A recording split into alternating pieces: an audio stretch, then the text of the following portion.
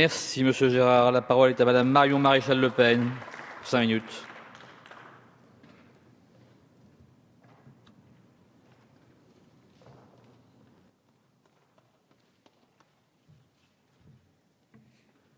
Merci, Monsieur le Président, Madame le Ministre, chers collègues.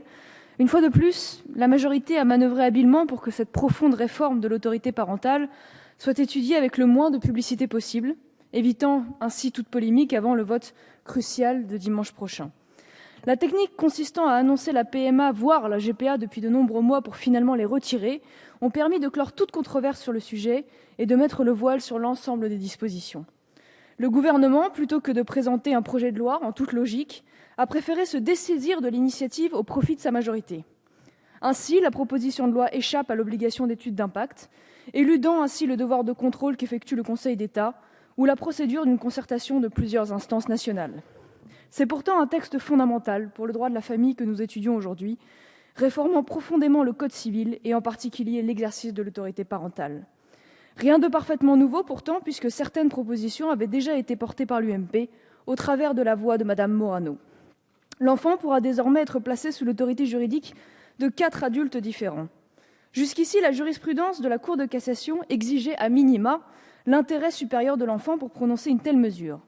Dorénavant, les arrangements entre adultes primeront sur cette notion.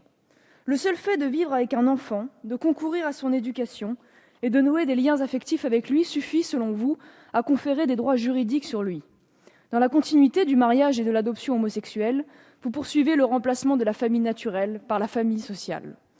La disposition phare de votre texte, à l'article 10, crée un mandat d'éducation quotidienne permettant aux tiers vivant de manière stable avec l'un des deux parents d'accomplir les actes usuels de l'autorité parentale.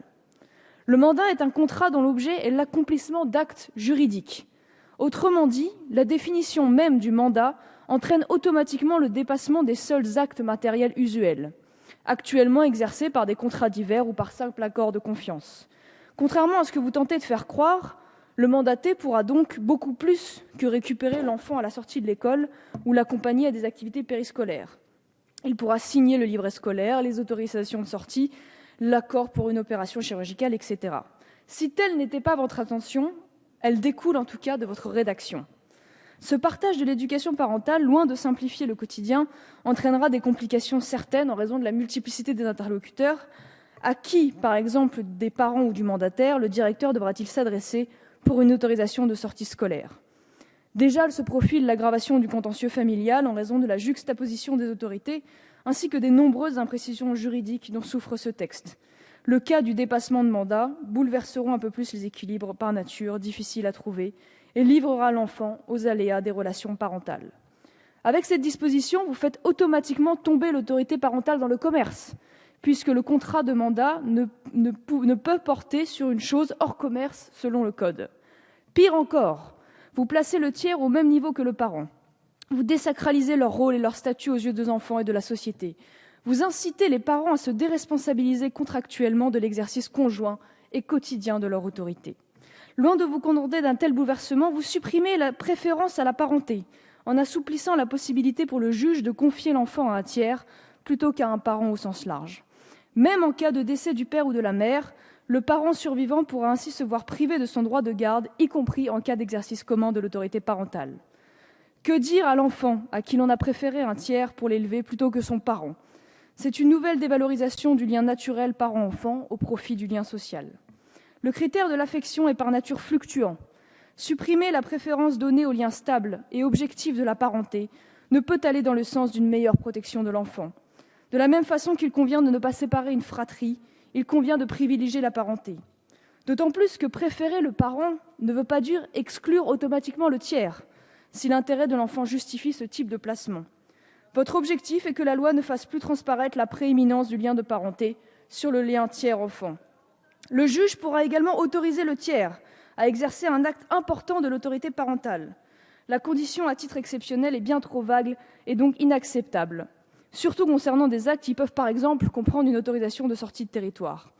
La frontière entre acte usuel et important est fluctuante, et la possibilité pour le tiers de saisir le juge en cas de conflit avec les parents créera une concurrence malsaine vis-à-vis de l'enfant.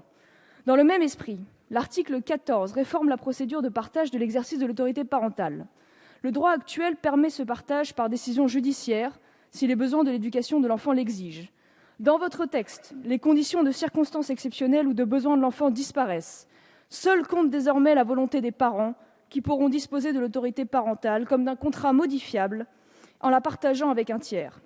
L'autorité parentale est banalisée et traitée comme une simple prérogative à disposition des adultes, non plus comme un ensemble de prérogatives découlant du statut des parents au bénéfice de l'enfant. L'homologation par le juge se contentera de contrôler le respect de l'intérêt de l'enfant et non la nécessité d'une telle convention au regard de ses besoins. Je finis, Monsieur le Président. Il n'est pas prévu l'assistance obligatoire d'un avocat pour la rédaction d'un accord, ce qui est un petit peu étonnant au vu de la délicatesse de la rédaction de ces accords. Plus scandaleux encore, il est donné au juge la possibilité de refuser que cesse le partage de l'exercice de l'autorité parentale, et ceci même si l'un des deux parents le demande. Pour finir, malheureusement, 5 minutes sont bientôt courtes pour détailler l'ensemble des dispositions de votre texte et toutes les conséquences pratiques qui pourraient en découler, notamment sur la résidence alternée. Mais au-delà, c'est avant tout un combat culturel dont il s'agit. La perception du rôle et du statut du parent par la société, la nécessité de conserver des référents éducatifs père et mère dans l'intérêt de l'enfant, malgré les aléas de la vie. Pour toutes ces raisons, je voterai contre ce texte.